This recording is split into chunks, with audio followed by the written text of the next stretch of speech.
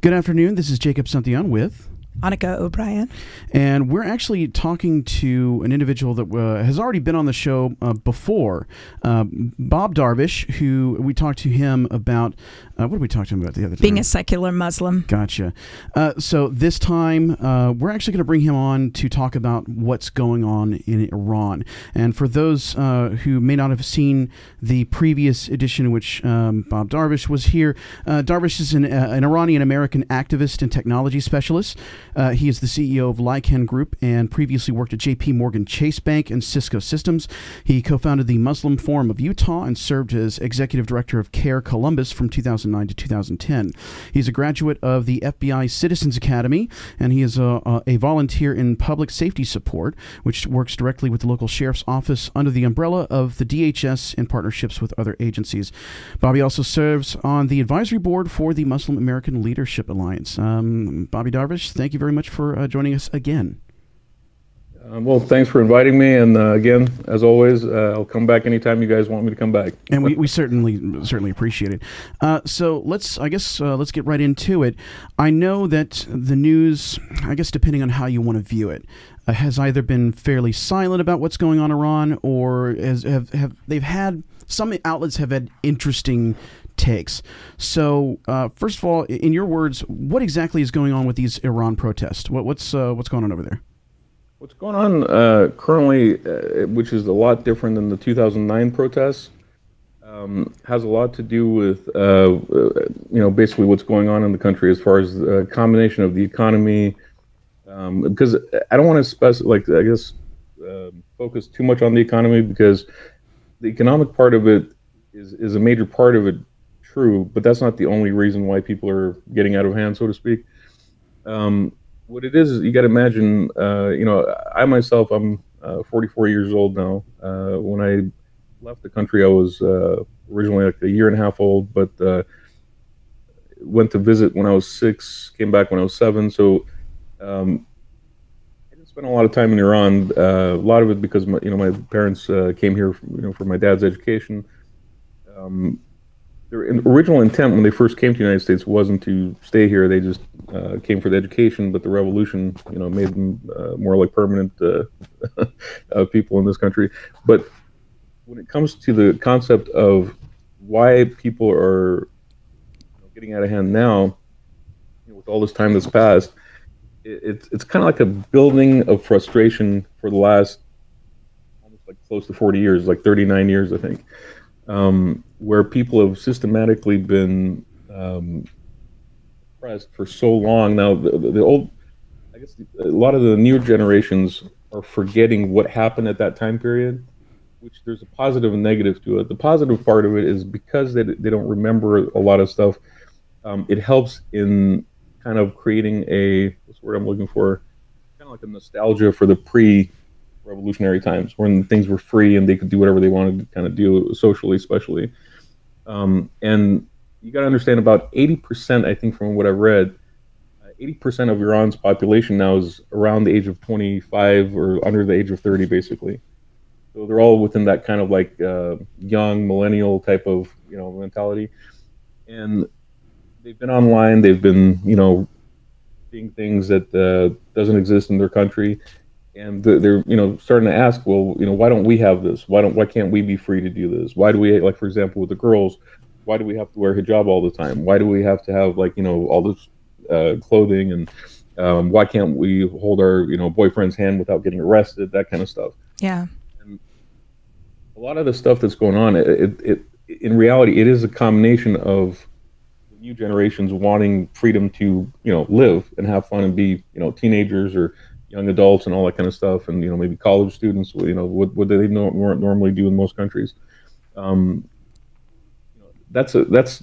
think that's one of the main aspects that's been piggybacking on top of like what we would call the economic issue. The economic issue is also related to this to the revolution itself, because after the revolution, the United States and many other countries have put boycotts on any sort of products from Iran. There's limited amount of stuff that they can export and import and all that kind of stuff. So there's sanctions, major sanctions and everything. So the sanctions are creating the economic problems. But from my perspective, and that of most expats and people who want freedom in Iran itself, it's actually a good thing, because the more sanctions you put on, the more it creates, expensive things for people to buy. And when they don't have the money to buy it, they're going to get, upset. When they get upset, they start revolting. Right? Yeah. So it's kind of like this 1-2 punch between economics versus they're clamoring for social change. Yeah, there's a combination. It's not just one thing, and that's what people need to realize. It's not just economics or just the kids want freedom. It's everything. Yeah. It's everything, like in every aspect of society, from every single class level, from both genders, from pretty much everything. And it's not just one thing. So it's a multiple. It's pretty I guess vast as far as the kind of things it covers. But to simplify it, you can say, hey, economics and social change, social changes and lifestyle issues and all that kind of stuff. But it's not just even those two. It's a lot more than that. But at the same time, there are factors that are different this time than it was like in 2009. Like there was a situation in 2009 where the reformists, were protesting, and they wanted to, there was the Green Movement. That was a big thing. The difference between this uprising in 2017-18 versus the one in 2009 is who's doing it, basically. Yeah. Initially, it was just the reformists last time. This time, people are like seeing that, hey, you know what? The government and the reformists, neither one is helping. It's not going to change. Yeah, you were just actually hitting upon my next question that I was going to ask. What are some of the chief differences between the Green Revolution in 2009, if I remember correctly, and what's going on fairly recently? Yeah, the 2009 versus I guess you could say 2017 or 18, kind of both.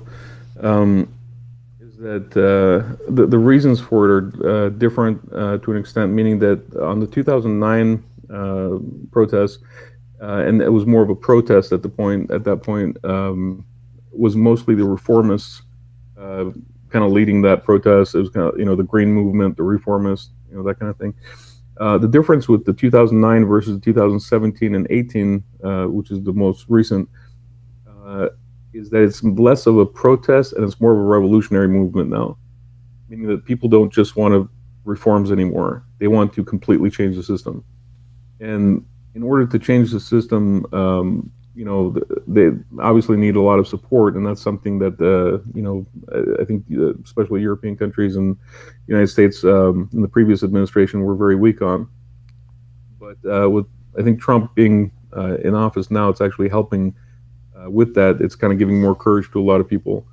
But at the same time, the reasoning for it is different, because you're not just dealing with the the reformists. Now you're dealing with a combination of like students who or younger people, anywhere from like teenage to college age, that kind of stuff, where they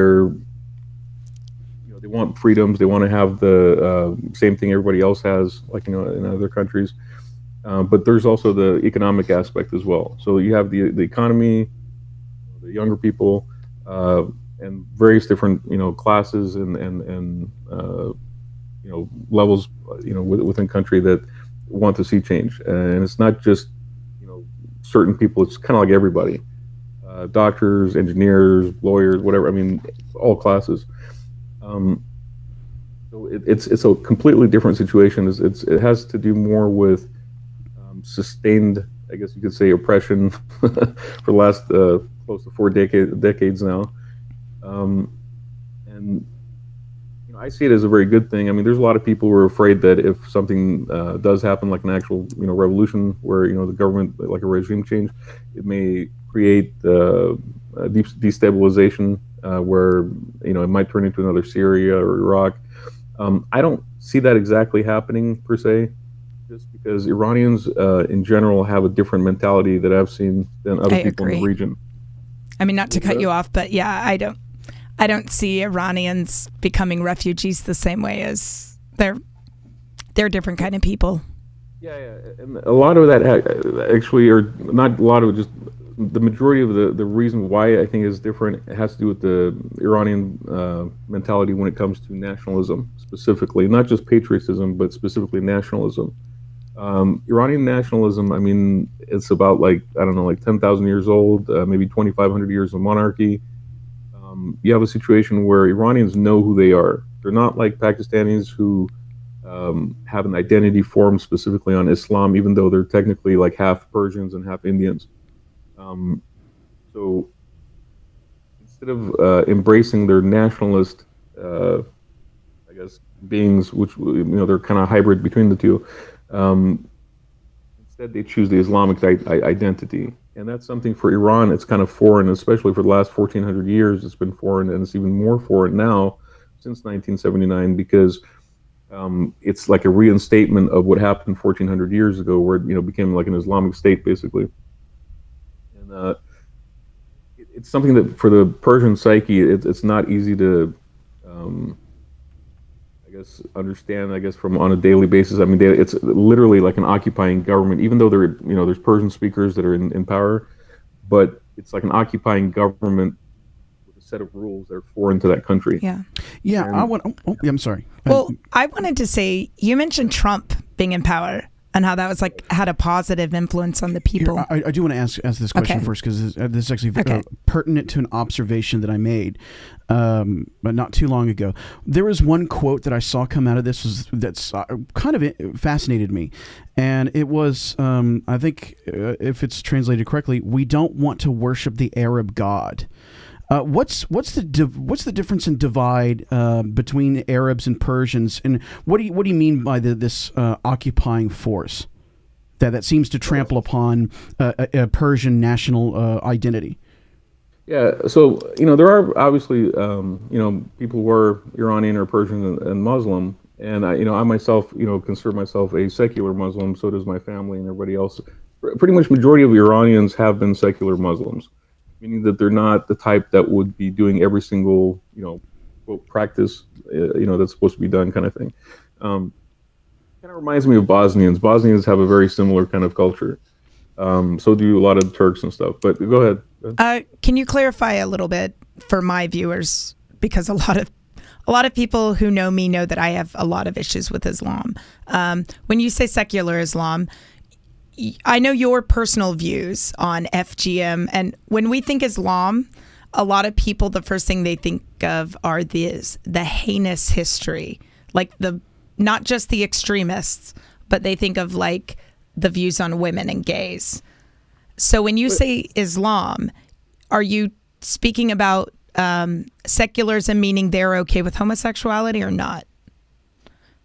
Well, I think that's kind of more on a personal, individual basis, because, regardless of however I feel on those subjects, may not reflect the same thing as other, like, let's say, secular Muslims, because all that is more of I guess the way I would explain secular Muslims is that we don't focus on the, like the practice or commandments in that sense that, like, you have to follow these rules and do this and do that. It's not like really a religion of works, per se. I think that's one of the major differences between very devout Muslims who like have to do like everything, the prayers on time, everything has to be done specifically in a certain way. Most secular Muslims, they don't have to. Some may pray, some may not pray, some may drink alcohol, some may not drink alcohol, some may drink, eat pork, some may not eat pork. It's kind of like whatever you choose to do. It's up to yourself. So, would you say that secular Islam would be almost like a enlightened, similar to how Christianity has? Yes, I would actually say that. Yeah, I mean, secular Muslims tend to be more, I guess you could say, on the Enlightenment side, where we don't, in general, like we don't abide by the same rules. I mean, like when I first, in fact, this is kind of funny because when I was growing up, I was raised by my parents here in the United States. At home, we spoke Persian, and I learned about like my parents' culture and the way that they think of God and religion. But when my first experience running into a Pakistani Muslim, a Sunni Muslim especially, because our family are Shiite, experiencing that change in culture and practice, it was like a huge like culture shock to me because, number one, when I was a teenager, I had pictures of like Pamela Anderson on the wall. I had like Ferraris and stuff on the wall and stuff like that. And so you're saying you were a boy. And my Pakistani friend, he comes over and he's like, "Oh my God," he's kind of like almost, freaking out on that to begin with. But then came like prayer time, which I didn't even know when prayer time was because we never prayed like the 5 times daily prayers and stuff. And I wouldn't know when to do that. Yeah. And so he comes, he's like, "Oh, it's prayer time. I got to go pray." I'm like, "Well, what do you need?" Like I didn't even understand what you had to do to pray. Yeah. So it does kind of remind me of. Sorry, not to cut you off. It does kind of remind me of a lot of people, even in the West, who call themselves Christians. Even some atheists more recently have decided to kind of embrace almost like it's sort of a cultural Christianity. Yeah, I know that even one of my most foundational influences, Christopher Hitchens, called himself like a Protestant atheist. Yeah.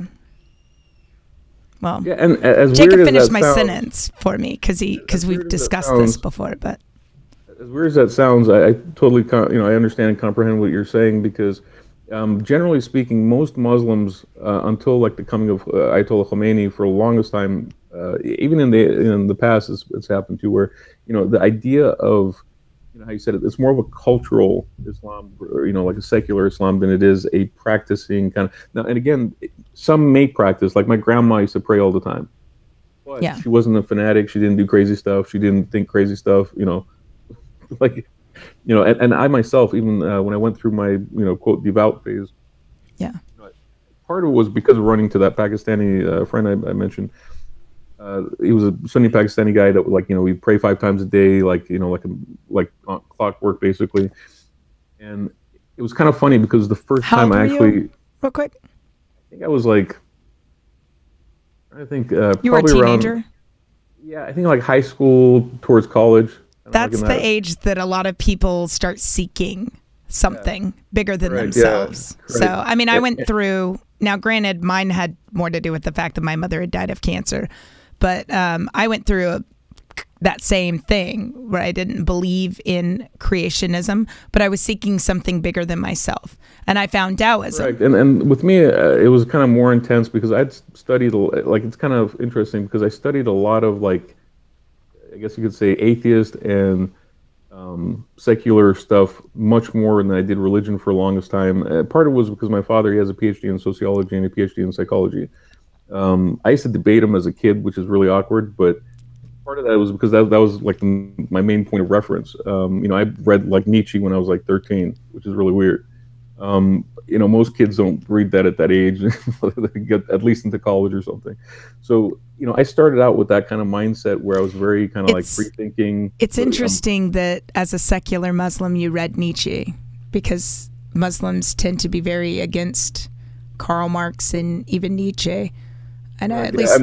And see, that's a lot of it has to do actually with my father's influence. But at the same time, because he was a free thinker and I'm exactly the same way. I'm a free thinker where I critical thinking and think on my own. Whatever people tell me, I don't take it. I don't take it at face value. You have to study it. I have to understand what it is.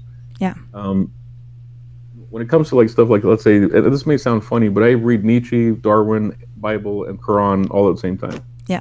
And I get spirituality all at the same time as well. Yeah. Which is weird because a lot of people are like, Darwin's, that's like, that's not right, blah, blah, blah.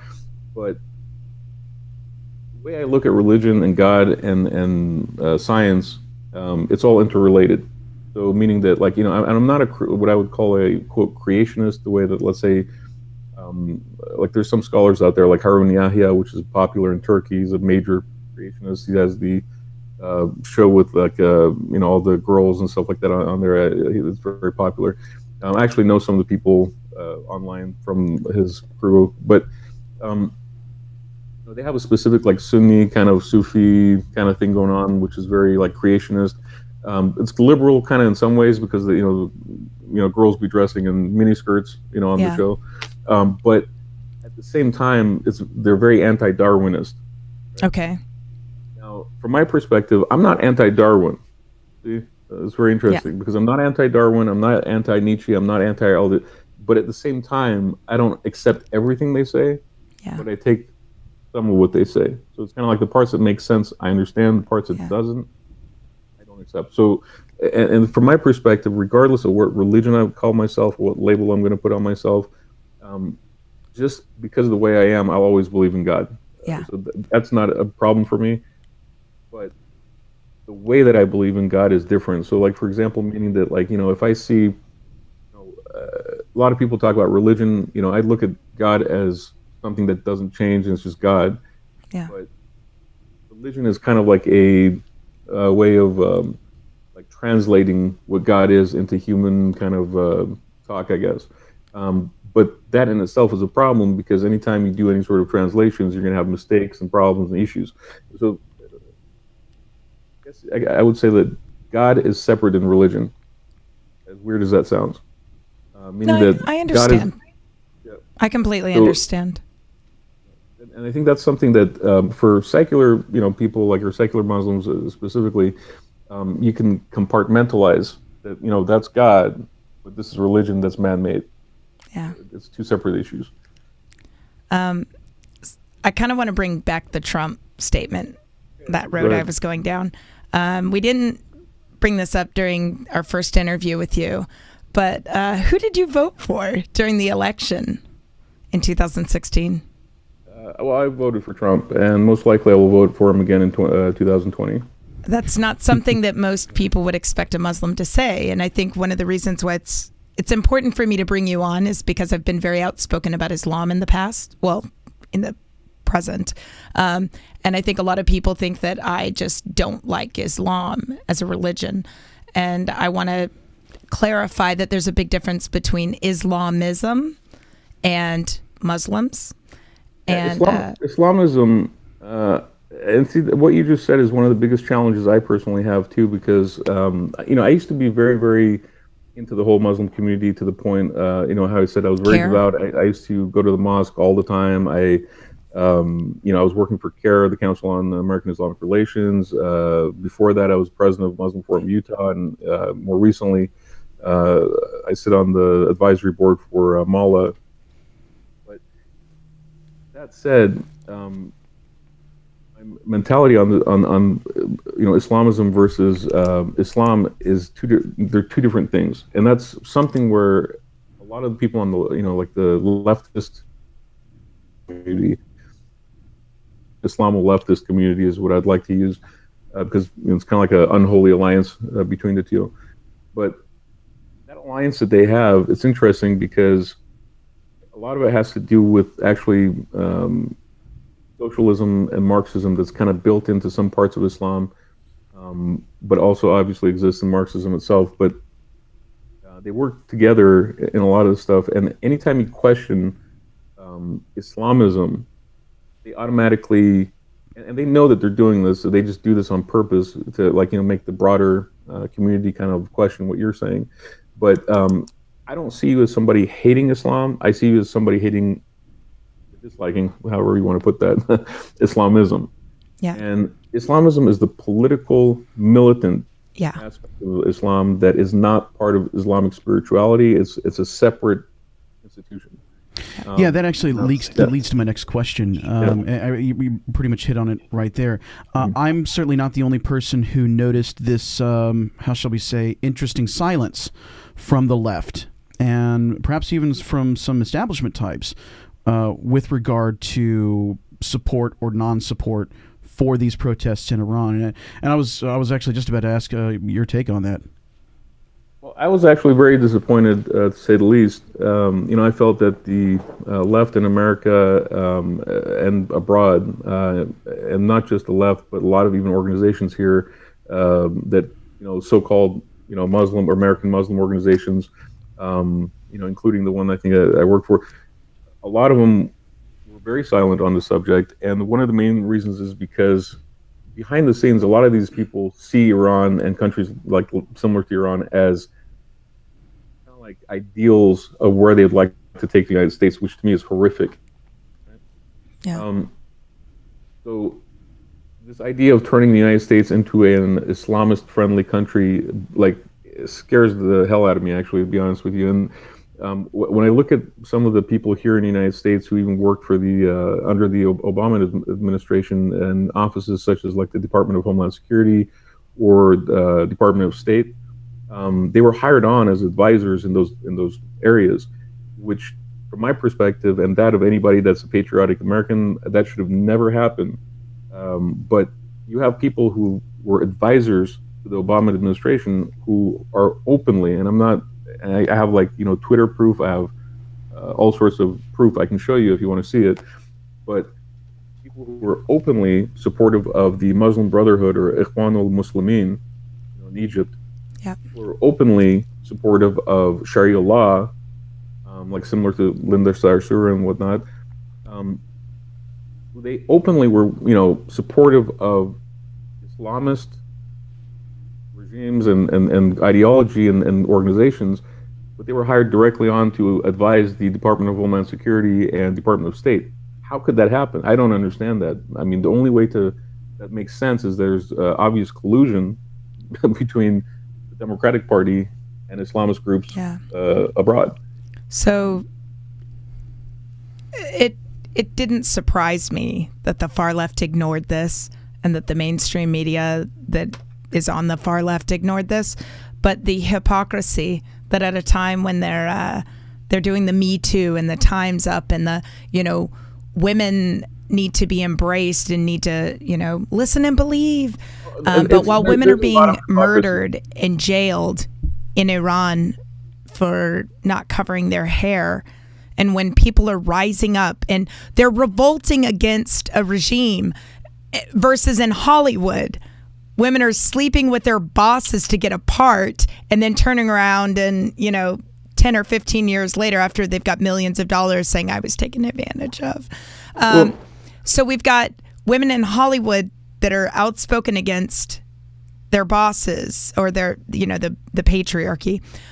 But at the shortly thereafter, we have this happening over, and I'm focusing on the women because I'm a woman. The feminists are ignoring the women that are being beaten and jailed for taking off their hijab in a public place, or their nabik or niqab or whatever the covering is, the head covering. So they completely ignored that, and this was like a policy that was put in place by a regime. Versus these women in Hollywood were not being subjugated by their government to sexual violence.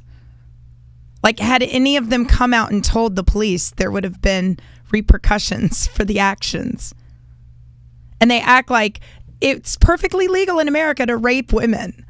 But that's, like they say, the patriarchy allows this to happen in America. That's not the case. But in Iran, these things are happening, and it's perfectly condoned by the government. It's just the hypocrisy that I see from the feminists. Yeah, and that's the thing. I mean, the hypocrisy it's a big deal because I just, when I see this, it's almost like comedic, like almost like it's some sort of comedy, as if like you're comparing literally apples and oranges as far as like what's happening. The thing that you mentioned about was it the Me Too or the Time's Up? The Time's Up thing was interesting. Recently, there was an issue with what's his name? Aziz Ansari. Aziz Ansari, yeah, and that was something that was very timely and funny and sad at the same time, where you have somebody who comes and basically attacks the existing system that exists in the United States or in the West, but at the same time, supposed to be supporting that movement of Time's Up, but at the same time he's doing the opposite of it in his personal life. I'm going to do a video about it. When I very first read that story, I was disgusted. I have more views on it now.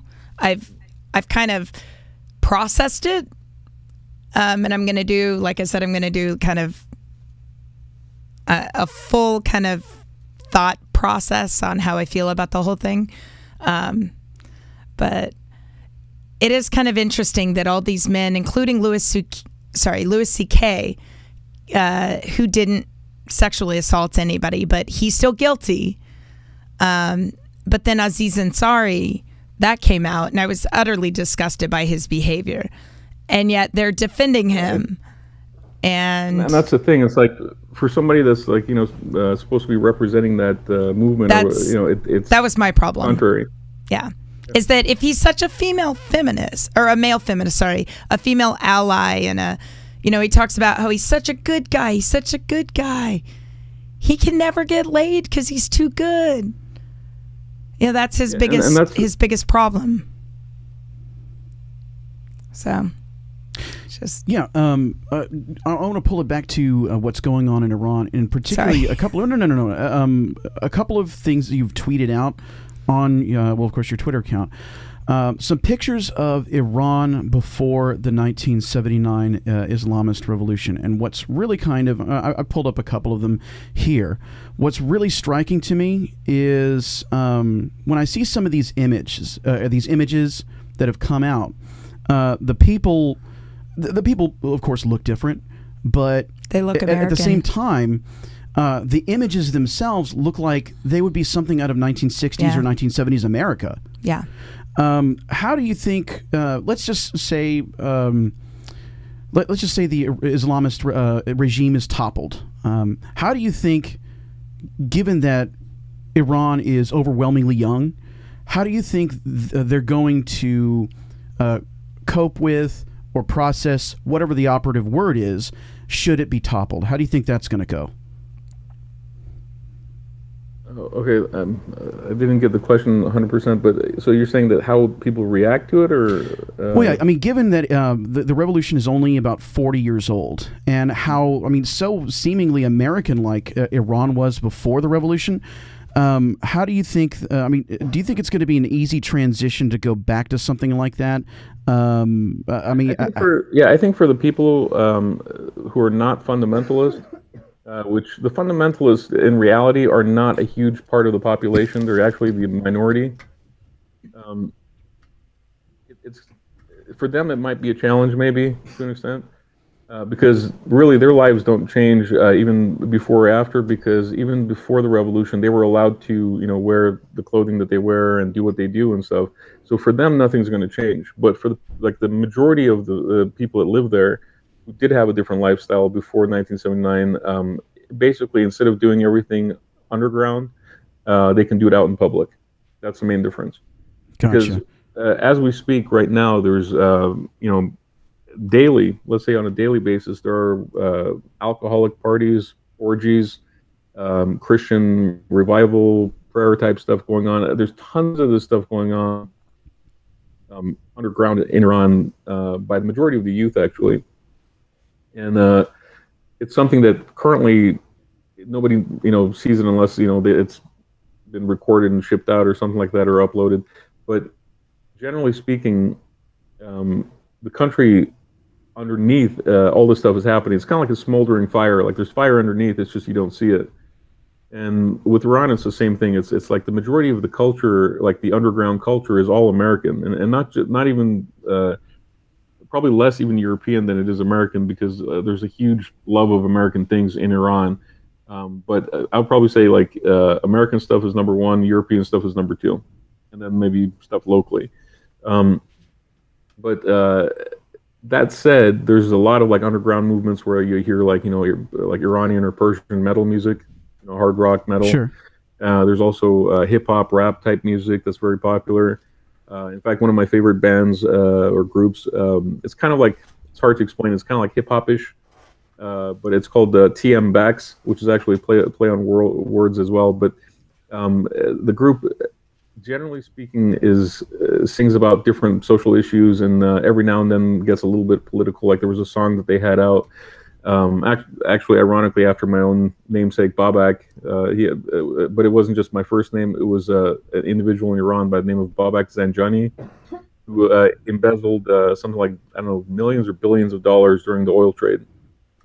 And so that was a political song that they did specifically based on his personality, which is really funny but sad at the same time. But so there's a lot of that kind of stuff that it exists in Iran right now, and most Iranians, when they come to the United States, they have really no problem transitioning from Iranian life to American life because majority of them live our lifestyle to begin with, except for the very fundamentalist and devout ones. Yeah. So it sounds like there's already a cultural element in place that's or else they wouldn't be doing this, protesting in the street, that is ready for, I guess, a return to a less hidebound way. Correct, and even when you're like, if you travel in Iran, you'll actually notice that even with the Islamic government that's currently there, there's like, the signs in the highways or in the roads are split between Iranian or Persian language and English language. Yeah, so, I have seen those signs. Yeah, every sign is in English and Persian both, and so the culture is already kind of like bilingual, even to the English language, and that's something that has existed for quite some time. I think the Shah, the last Shah, not the current Crown Prince, but the I guess Reza Shah II, he, I think, was a huge factor in making England, American stuff and European stuff very popular in Iran. His father did too. I mean, his father was a lot like Ataturk, like in Turkey. In fact, they were friends. They knew each other. They were trying to modernize Turkey and Iran from like an Ottoman, Qajar, because the Turks had the Ottoman dynasty and the Iranians had the Qajar dynasty, was the last, I guess, old school dynasty. And the Pahlavi family, when they came into power, they modernized a lot of stuff. In fact, something they did, and I'm very happy they did this, which directly relates to my own DNA research I've been doing, is that they stopped the act of slavery. Because slavery was actually, and this is something a lot of people, Muslims in the West, when they want to convert you, they don't tell you this, is that slavery slavery is actually a big part of the Muslim culture. If you go to anywhere in the Middle East, there are places still where for example, in like Yemen, Mali, and in certain countries, there, even like right now, I think in Libya it's happening, where people keep slaves. And in modern times, sometimes they even, like in Saudi Arabia, they might call them servants, but they're still slaves. But the ones in Libya are real slaves. Big deal right now with the migrant crisis. Yeah. Like in Libya, because of the migrant crisis, there's actual real buying and selling of slaves between like they're $200 to $400. As cheap as $300. Yeah. And so it's going on right now. So it hasn't really stopped. Now in Iran, it technically stopped during when the Pahlavi dynasty came in. Like Reza Shah I, he's like from his point forward, they stopped the slavery, and because the Qajar dynasty that was before them used to keep both African slaves, and they used to keep white slaves from the Caucasus, like Georgia, Ossetia, that area, and which is interesting because there's a book I discovered. It's called the Slaves of the Shah, and it talks about like the like from the, I think, dynasty all the way back to Safavid dynasty and kind of maybe before that, where it talks about how slaves were kept, and talks about the Mamluks in Egypt, Janissaries in Turkey, and then the Gholams in Iran. And Georgian slaves or slave soldiers were used quite often, as were Georgian house slaves, and but they used them for different purposes. So but the Georgians specifically, they liked more as military slaves because they were good at fighting. So, as I guess like they had kind of like a warrior culture, so they use them specifically to be the top military people in the Iranian army, which is interesting because one of the biggest Iranian I think generals by the name of Allaverdi Khan was a former Georgian slave. So, and it doesn't just stop there. I mean, a lot of the Shahs, the kings, married like slave women from Georgia. So even the Pahlavi dynasty itself is partially of Georgian descent, like on the I think the maternal side. So it's a lot. We're gonna have to have you back on for a history, like a little history. Yeah, I'd actually like to talk to them. I'd like to talk to him about this sometime in the future. Yeah. Though we are up against it as far as time goes. But before we do go, where can people find you online? Online, well, my blog website is just www.babakdarvish.com, and then Twitter.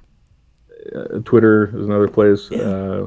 They can find me on, but I think those are the top two places I recommend. We'll put links.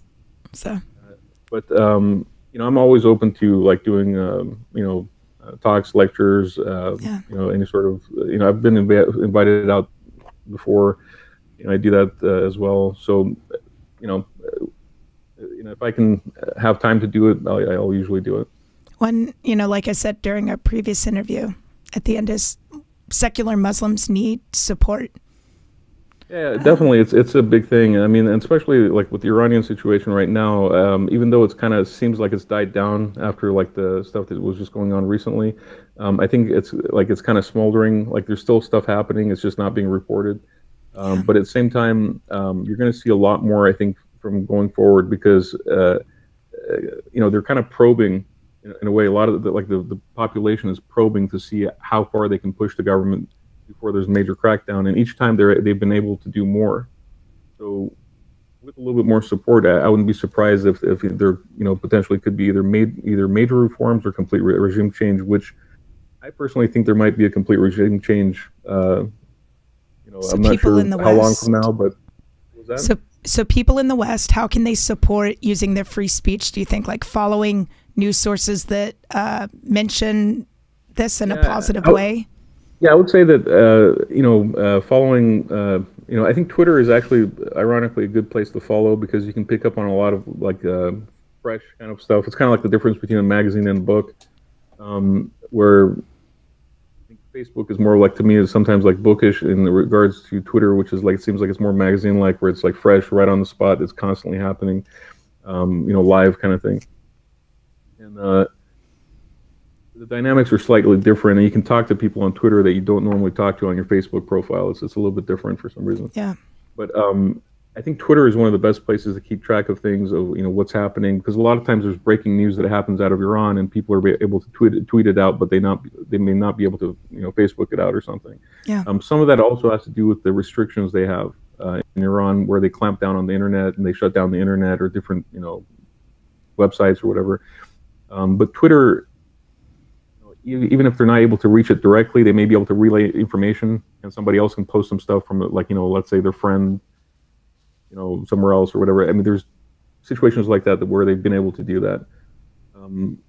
But I would definitely follow like Twitter and stuff like that. Just keep reading, not taking for face value what sources. Like I think one of the sources that to me recently that seems to be not so good is a lot of the American media, and even BBC, but CNN, BBC, a lot of these are not trustworthy as they used to be back in the day. They side with the police, actually. Yeah. In fact, what really was shocking to me was how a lot of the European news agencies and even American news agencies sounded like as if they were the mouthpiece of the Iranian government. I found that to be very disturbing, actually, because Certainly. You have a government that's completely hostile to your way of life, and then you're actually talking on their behalf against people who want freedom. So it's really disappointing. That really was strange. They were carrying the torch for Obama, who sided with the Iranian government. Pretty much, yeah. I mean, it's a very disappointing situation. I mean, it kind of does give me flashbacks of the Carter-Reagan dynamics, where Carter actually, in a way, appeased Ayatollah Khomeini, while Reagan was able to free the hostages, and he literally as soon as he came into office, the hostages were freed, and everything changed from that point forward. Okay. So it's that kind of a dynamics. It's Carter versus Reagan, but now we have Trump versus whoever else that might be coming at him. So yeah. All right, we're going to leave it there. Babak Darvish, thank you very much. Actually, do you prefer Babak or Bobby? I go by Babak, Bob, or Bobby, all three names, depending on who I'm talking to. Gotcha. But whichever one you guys feel more comfortable with, I'm okay with that. Okay. Well, Bobby Darvish, thank you very much for speaking with us today. We're definitely going to have you back on again in the future. All right. Thank you. All righty. Well, again, this is Jacob Santillan with Annika O'Brien. And thank you very much for the audience, sharing your time with us today. And we hope you have a wonderful rest of your day. So take care. Thank you.